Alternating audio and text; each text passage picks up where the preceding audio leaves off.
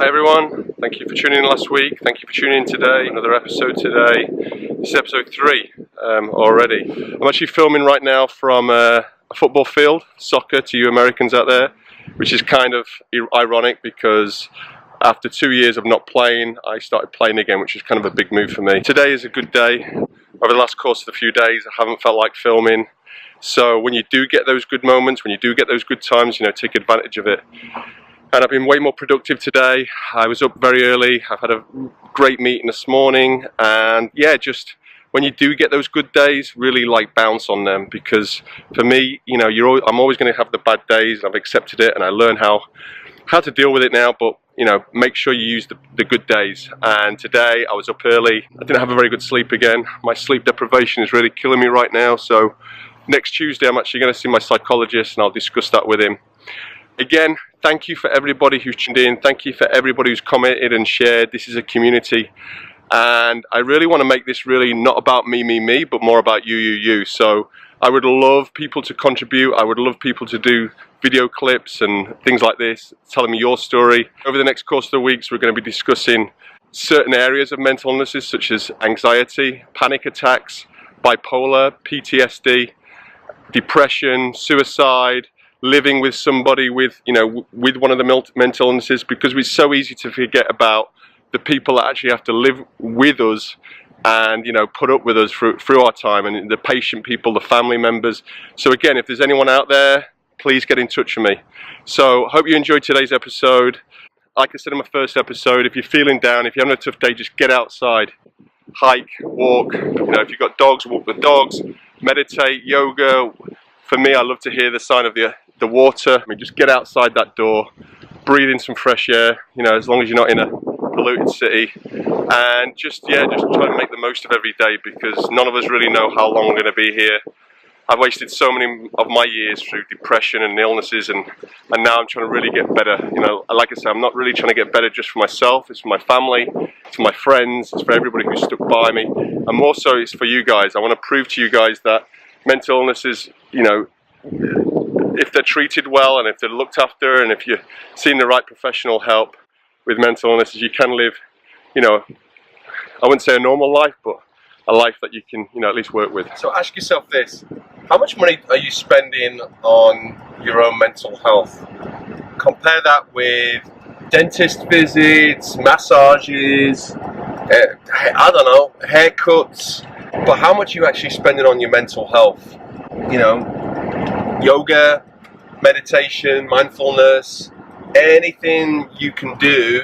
That investment in yourself for your mental health, I think, and I might be wrong, so this is, again, it's just my opinion, it's not fact, but just investing in yourself, investing in your mental health. And it's something that, another tip that I've started to do, I paid to go and see a psychologist, psychiatrist. Medication I'm on is, I have to pay for, even though I have insurance. So I don't think you can put a price on investing in your mental health. Yeah, so for somebody like me who has several forms of mental illnesses, obviously I'm not a normal case, however, but just invest in your mental health.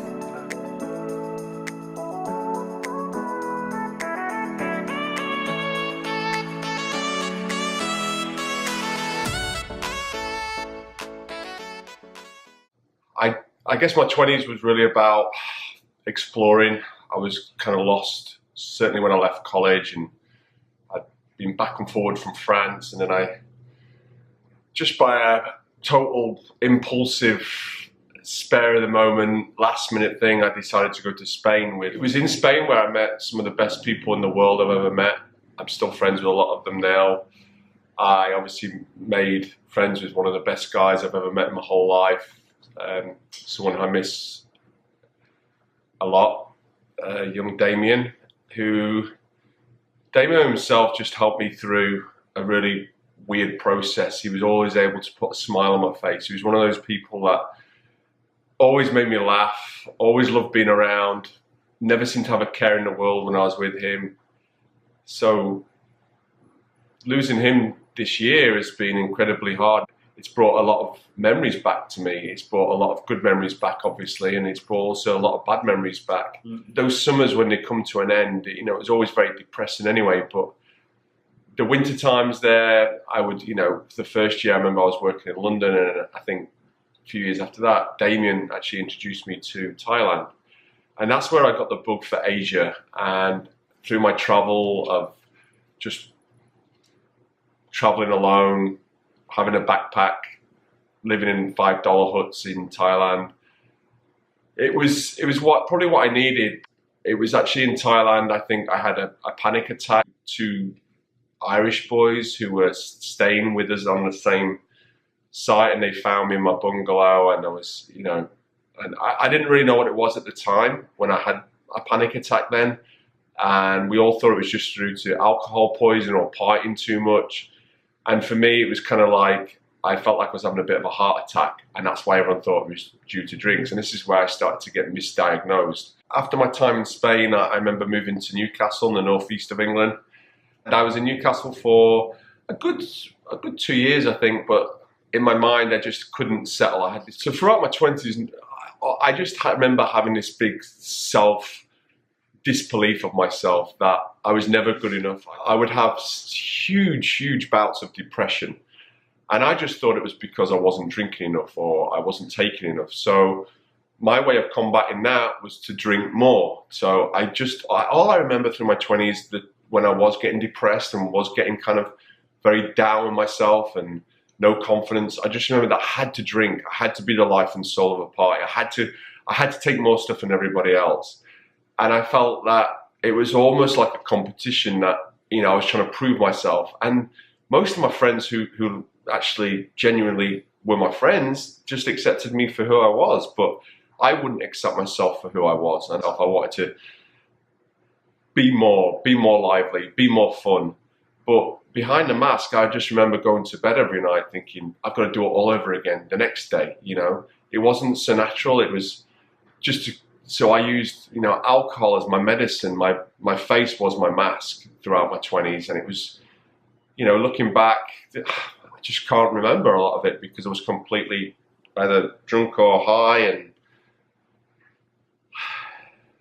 I just remember, I just wish I'd, you know, done things a little bit differently back then. And who knows, maybe I wouldn't have lost some of those friendships I lost, and I wouldn't have disconnected as I did. My depression was there, my anxiety was there, and I just felt, well, if I move from here to there, it's going to make me feel better.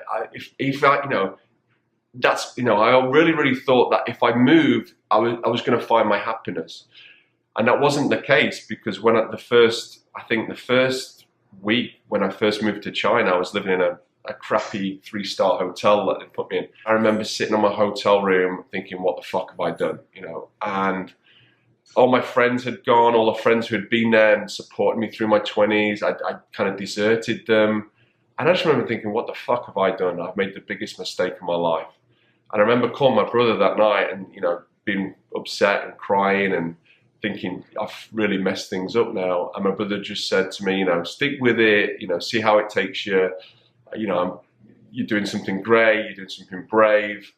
And I stuck with it. And luckily I got a dog, and the dog kind of helped me stay, I guess, for a little bit longer. And then obviously, you know, I rolled into my 30s and it was all about my business. So I just wish I'd done things differently, you know. I wish I could turn the clock back. So that's my 20s, and next week I'll take you a little bit more journey on my 30s, where, you know, the story continues. So please look after yourself, please invest in yourself, and please, you know, whatever happens, you've always got like people to talk to in this community. I, for one, will always be here. I'll always answer your questions. I'll always answer your messages. Thank you so much.